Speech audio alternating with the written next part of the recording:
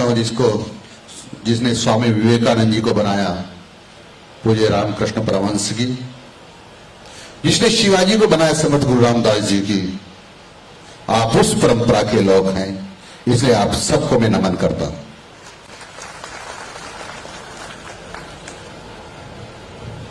आप ही वो लोग हैं, आप ही के परंपरा के लोगों ने उन सबको बनाया है जिन्होंने देश का संचालन किया है या कर रहे हैं।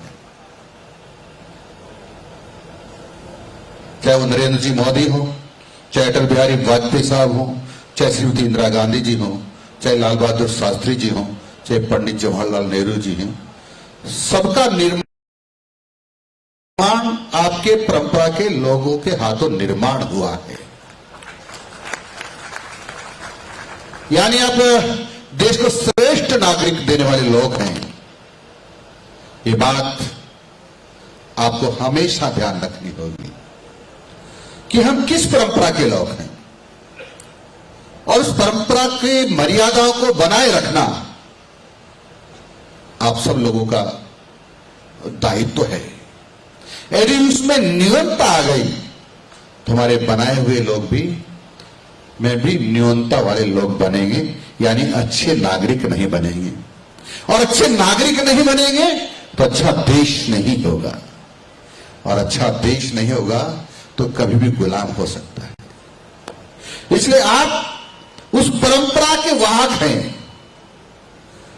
इसलिए उस परंपरा से दाएं बाएं ना हो, क्योंकि आपके ऊपर इस देश को सबसे आगे बनाए रखने का और विश्व गुरु की पदवी पर बनाए रखने का दायित्व आप ही लोगों का है। इसलिए ध्यान रखना, आप सामान्य व्यक्ति नहीं है समाज के, आप श्रेष्ठ से श्रेष्ठतम लोगों में से हैं। इसलिए आपको मैं पुनः प्रणाम करता हूं। मित्रों, कभी कभी लगता है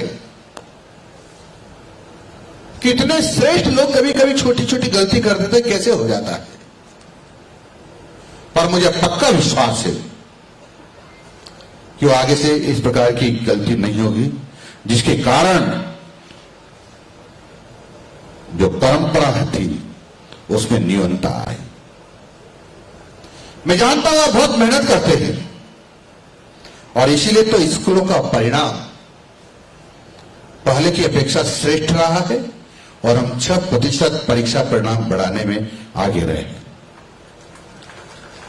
मुझे ये बात कहने में कोई भी संकोच नहीं है कि अभी जो अखिल भारतीय सर्वे हुआ था, नेशनल सर्वे हुआ, उसमें हमारा राजस्थान तीसरे स्थान पर है। तीसरे स्थान पर है।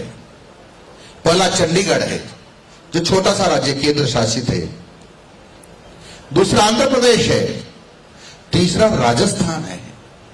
इसलिए आपको मैं इसलिए बधाई देता हूं। पर मित्रों, कभी कभी छोटी छोटी बातें हमारी सब उपलब्धियों को धो देती है।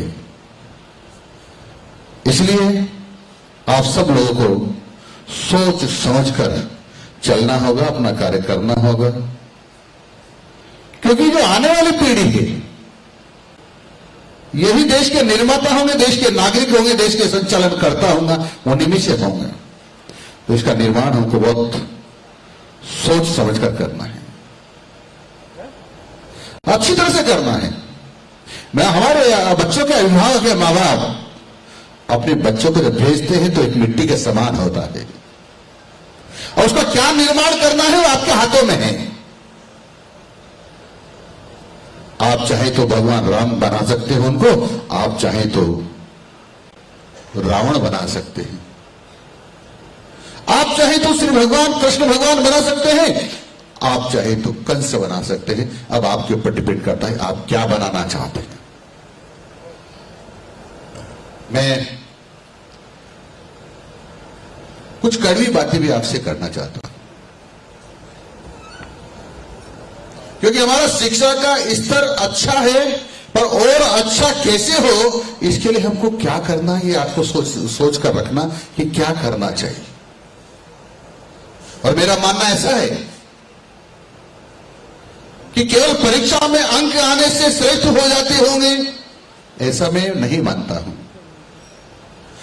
परीक्षा में ज्यादा अंक आना अच्छी बात है, लेकिन संस्कारों में न्यूनता आना बहुत खराब बात है।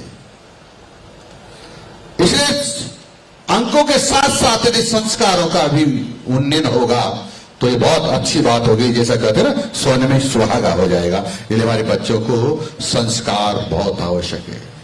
संस्कार किसी दुकान पर नहीं मिलते हैं, कहीं बिकते नहीं हैं, संस्कार हमसे लेते हैं। किताब पढ़ने से भी संस्कार नहीं आते हैं। हमारे गुरुजी कैसे हैं, हमारे माताजी पिताजी कैसे हैं, वहां से भी सीखते हैं। इसलिए बच्चों के सामने हमेशा हमको सजग रहना पड़ेगा कि हम क्या बोल रहे हैं, क्या सोच रहे हैं, क्या खा रहे हैं, क्या पी रहे हैं, कैसे चल रहे हैं। इस सब पर पैनी नजर बच्चों की रहती है और उसी से वो कुछ सीखते हैं।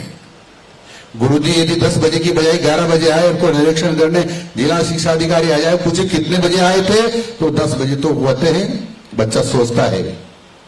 झूठ बोलने से लताड़ बच सकती है, इसलिए झूठ बोलना चाहिए। अच्छा है, झूठ बोलना चाहिए और वो जीवन में झूठ बोलना प्रारंभ कर देगा।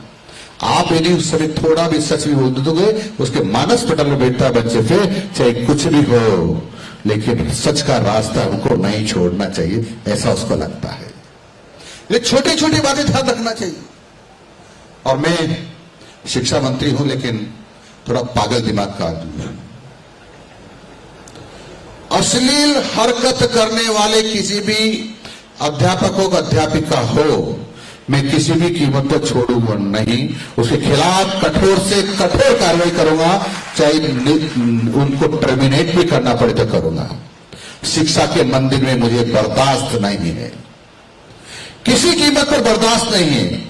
और अब तो मैंने सोच भी लिया है कि जो इसे हरकतें करेंगे उन सबके फोटो उनके आसपास के गांव में रिश्तेदारों उसके घर के आगे लगाऊंगा कि मैं इस प्रकार की हरकतें करने वाला हूं, उसके नीचे लिखा जाएगा। वे सोच समझ के रहना।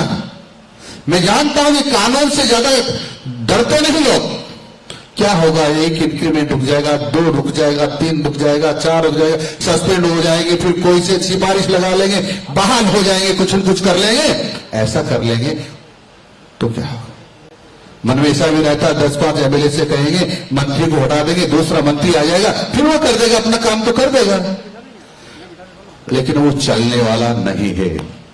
मैं तो हट सकता हूं, क्योंकि मेरा हटाना न हटाना माननीय मुख्यमंत्री जी के हाथ में होता है, उनके पास विशेष अधिकार है।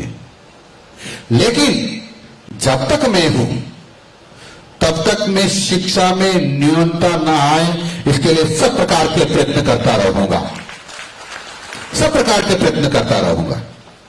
ये कोई गलतफहमी में न रहे कि हम सिफारिश कराकर इस प्रकार के अपराधों से भी बच जाएंगे, वो कभी भी नहीं